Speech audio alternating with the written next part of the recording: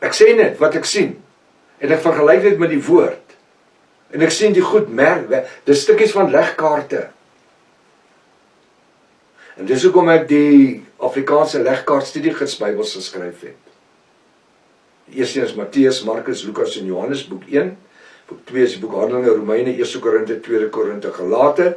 Boek 3 is van Efese af tot by die boek Hebreërs. En ek is tans besig met boek 4 van Jakobus af tot by Judas. En daarna kom Openbaring. Die boek Openbaring gaan seker 2 of 3 van daai dik boeke wees.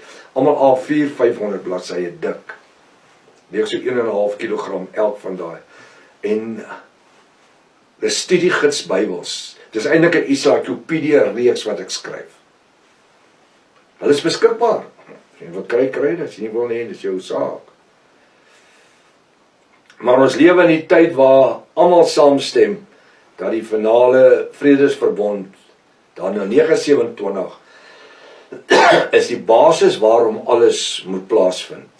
Maar niemand, nie een praat oor Daniël 9:27. Ekskuus tog, Daniël 12 vers 11, die 1290 dae, plus Daniël 12 vers 12, 1335 dae, twee is saam, 2625 dae, is gesamentlik 7 jaar en 105 dae. Niemand praat oor dit nie. Maar weet jy hoekom praat hulle nie oor dit nie? Want dit is verseël. Gaan lees Daniël 12, vers 1 tot en met vers 13. Daar in vers 5, dan kom Jaffa en hy sê vir die engel Michael, verseël dit. En vers 9 ook. Hy sê verseël dit, hulle gaan die antwoorde soek, hulle gaan dit nie kry nie. Maar in die eindtyd sal hy dit openbaar. So bly ons lewe in die eindtyd.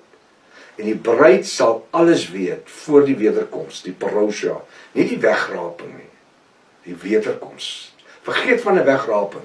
Die wegraping het sy tyd gehad.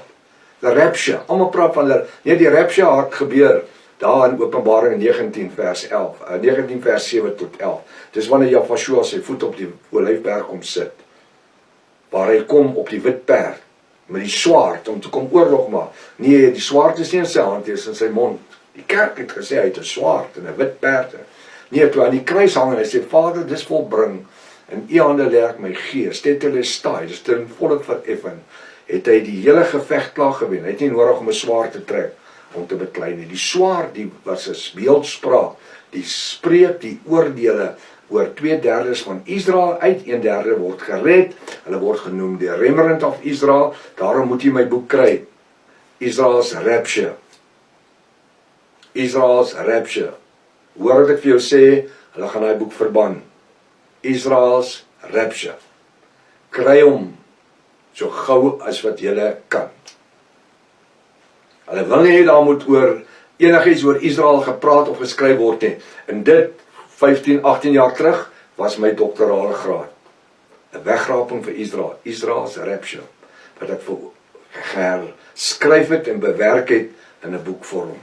1/3 sê die woord. Hulle wat in die groot verdrukking gaan gered word, 1/3, net Israeliete. Die ander 2/3 gaan saam met die ongoddelikes, die antichristiese merke, mense wat gemerk is volgens Openbaring 13 vers 16 tot 18, op die regterhand en voorkop, wat jy kan koop of verkoop sonder die merk nie. Goed, vir meer as 26 jaar. Dit wat ek met u gaan deel, is geheel en al geopenbaarde woord, en dit sal so wees. En nie enige godsdienstige teologie of dogma nie. Ek het nie plek of tyd vir godsdienstige teologie nie. Waarom nie? Want vir meer as 26, 27 jaar behoort ek nie meer aan enige godsdienstige geregistreerde organisasie nie, en ek het dus nie nodig om enige protestante, charismaties of rooms-katholieke teologie of dogma te propageer nie, of te promageer nie.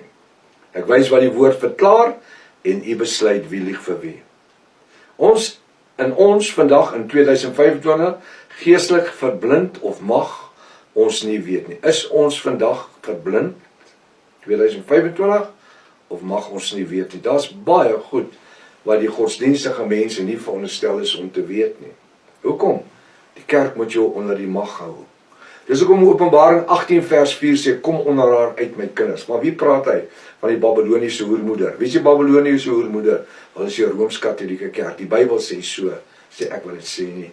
Hy sê, kom onder haar uit. Hulle hou jou onder die mag van die wette en die konstitusies en die reëlings en al die verskillende wette. Waar Jahshua sê, ek het julle vrygemaak. Ek het julle losgemaak en julle laat julle weer onder die jukke plaas.